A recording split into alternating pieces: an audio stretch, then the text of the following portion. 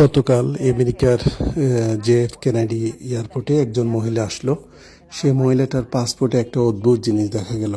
সেই পাসপোর্টটা দেখা যাচ্ছে একটা দেশের নাম, যেটা হচ্ছে টরেঞ্জো। যেই দেশটা পৃথিবীর কোথাও মানচিত্রে নেই, টরেঞ্জো। এবং আরও মজার ঘটনা হচ্ছে, তার পাসপোর্টে অন্যান্য বিভিন্ন দেশ ভ্রমণ করেছে বলে যে স্টাম্পগুলো রয়েছে, সেই স্টাম্পগুলোরও সেই দেশগুলোর কোনো অস্তিত্ব এই পৃথিবীতে নেই। কিন্তু এই মহিলাটার যে পাসপোর্টটা ছিল, এই পাসপোর্টের মধ্যে যে বায়োমেট্রিক ছিল, সবগুলোই আসল, সবগুলোই সত্যিকার, একদম অরিজিনাল পাসপোর্ট।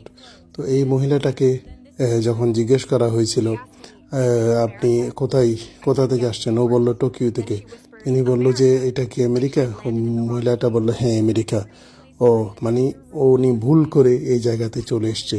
এখানে ওনাকে অনেক ইনভেস্টিগেশন করা হয়েছে। তো মনে করা হচ্ছে সে অন্য কোনো একটা পৃথিবী থেকে ভুলে আমাদের পৃথিবীতে চলে এসেছে।